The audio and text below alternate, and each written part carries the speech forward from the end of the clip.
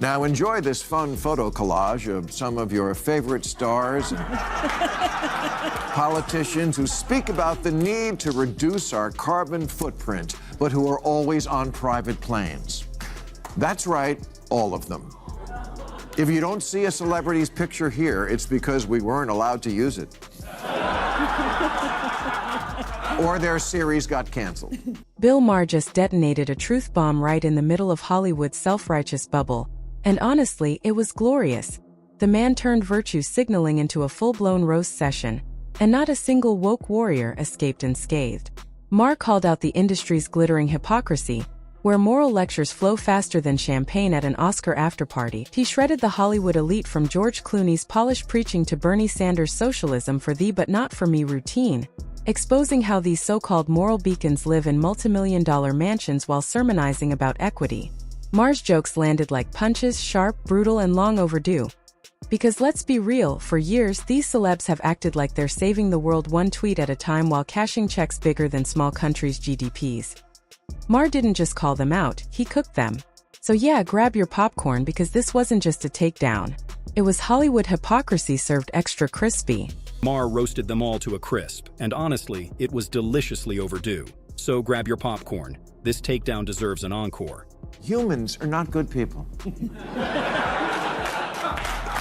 It's just not in us, including me. And I'm tired of living well, not a lie, but it's also something I never mention, but it's a new year, and I'd like to come clean. Maher kicked off the show with a confession that set the tone perfectly. He's all for saving the planet, but yeah, he flies private. Classic Maher. That one line summed up everything wrong with Hollywood's eco-preaching crowd. It's the ultimate snapshot of the industry's do as I say, not as I do energy. These are the same folks who deliver fiery speeches about carbon footprints right before hopping onto their private jets or hosting climate galas powered by diesel generators. Maher called it what it is, environmental theater. They don't want to save the planet, they just want to look good doing it. With his trademark sarcasm, Maher didn't just nudge the hypocrisy, he torched it. He exposed how these green crusaders care more about their brand of virtue than the actual earth they claim to protect. And honestly, it was the reality check Hollywood's been dodging for years.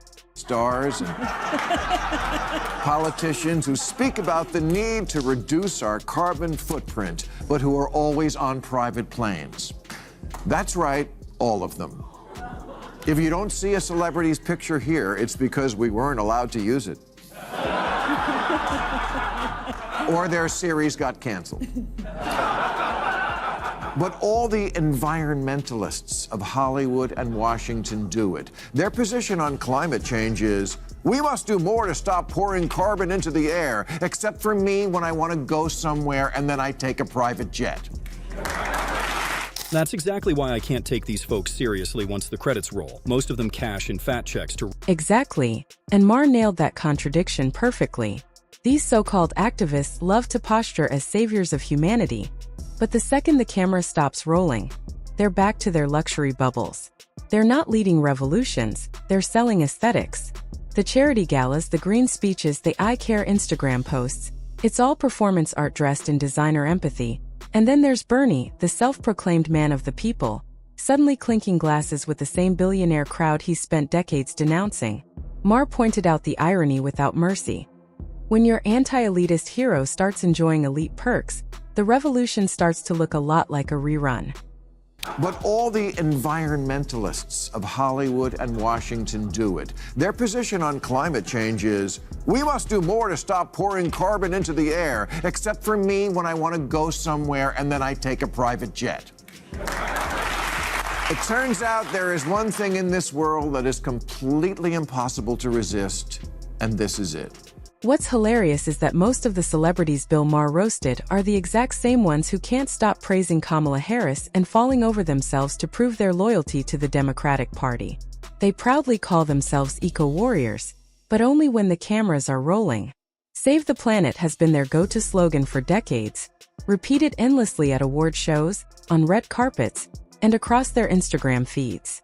And yet, after all that noise and virtue signaling, what's actually changed? Nothing.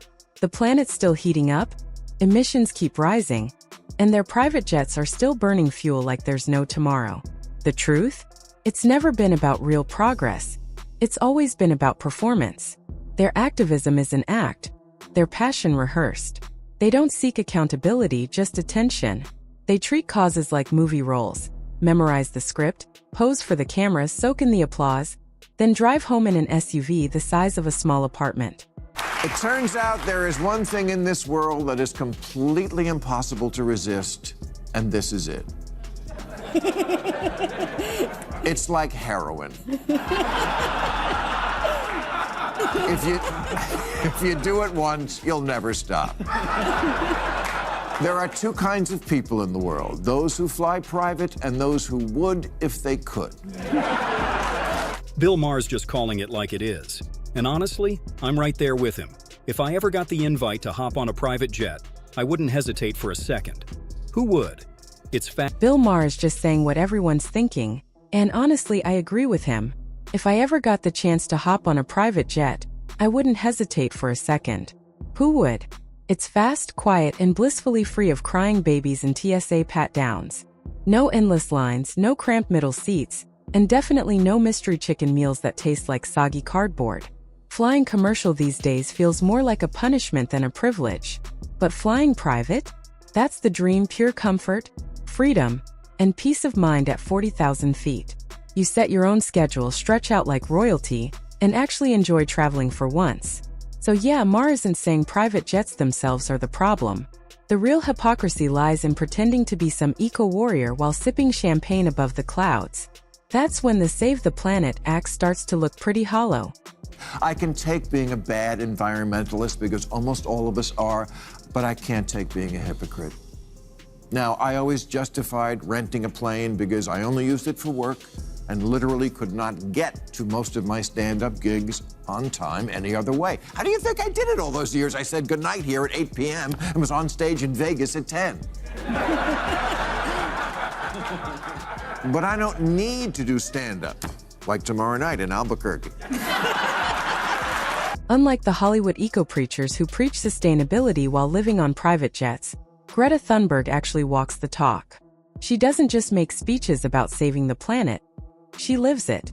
She bikes, sails, and takes trains instead of planes even when luxury travel would be easier.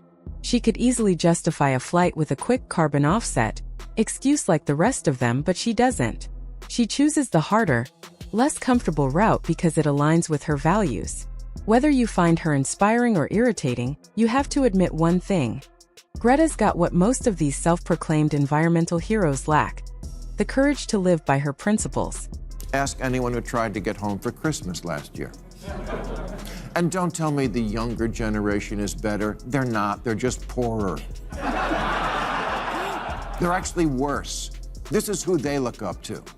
The family where everyone has their own private jet.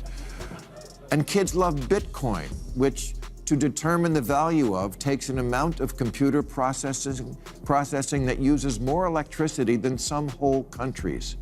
Kids could have rejected that, but they didn't. They love it. Why? Because they want to be rich. Why? So they can fly private. Sadly, that's exactly what the Democratic Party has become. A masterclass in performative wokeness and selective morality. They parade around as the moral compass of the nation, armed with hashtags, celebrity endorsements, and perfectly rehearsed outrage. But behind the curtain, it's all smoke, mirrors, and PR strategy. They champion causes just long enough to score applause, headlines, and another late-night TV appearance. It's no longer about conviction, it's choreography. Every word is filtered, every stance sanitized to offend no one. In their obsession with staying correct, they've lost sincerity. They don't stand for what's right anymore. They stand for what's trending. Their values shift with algorithms, and their integrity bends to optics. It's not politics, it's performance art. But sorry, not sorry. I tried to do my part for the environment. I never had kids. The one thing worse for the planet than private jets. It's true, because then they have kids. I had the first generation Prius in 2001. It looked like a Tylenol gel cap. I was always handing my keys to valets who were driving a better car than me. I had the first Tesla. in 2010. And honestly, both these cars sucked. The Tesla came up to about here on me. If I had a hard-on, I couldn't fit in this thing. Ma then turned his fire toward the younger wing of the Democratic Party, and he didn't hold back. He pointed out the irony that this so-called most educated generation on climate issues is repeating the same mistakes as the ones they love to criticize. These are the folks who've attended every climate rally, signed every online petition, and posted every perfectly filtered protest selfie. Yet, as Ma slyly put it, their environmental passion isn't moral, it's circumstantial. They care because they can't afford not to. It's easy to scorn private jets when your travel budget barely covers a middle seat on Spirit Airlines. Ma's punchline landed hard. Give this crowd the same money and luxury as the elites they mock, and they'd burn through jet fuel just as fast. Maybe their activism isn't virtue after all. Maybe it's just thriftiness disguised as principle. In 2021, 80% of new vehicles weren't electric, weren't even hybrid. They weren't even cars. They were SUVs and trucks. That's what people want. In 1973, the share of global electricity generated by coal was 38%. You know what it was 46 years later in 2019 after all the talk and all the trying? 37%. Yep, Ma kept dropping truth grenades on the DNC, and this one hit dead center. John Kerry, the man handpicked as the presidential envoy for climate change, got caught flying private. And not back in his pre-envoy days, but after taking on the job. That's what makes it so outrageously tone-deaf. You can't lead a crusade against carbon while painting contrails across the sky in your own jet. It's like giving a sobriety speech with a martini in your hand. Ma's message was razor-sharp. You can't sell virtue while shopping for vice. The hypocrisy is Olympic level. These are the same elites lecturing ordinary Americans to cut emissions while racking up a carbon footprint big enough to power a small city. That's not leadership, that's performance art. Hypocrisy, tailored suits, and a splash of jet fuel. So the rest of Maher's monologue turned into a perfect blend of self-awareness and self-congratulation. Peak Maher energy. He gave himself a little pat on the back for doing his part to go green, proudly boasting about driving a Tesla, and wishing more people would join the electric revolution. But as he wryly admitted, they didn't. The enthusiasm stalled fast. The more people learned about electric cars, the less shiny they seemed. Between sky-high prices, charging stations rarer than Bigfoot sightings, and batteries that are an environmental disaster to dispose of, not to mention most electricity still coming from fossil fuels, the irony practically wrote itself. Maher, in his signature sarcastic tone, admitted the Green Revolution hasn't exactly revolved. Instead, it's turned into a classic case of good intentions colliding headfirst with harsh reality and a generous serving of hypocrisy.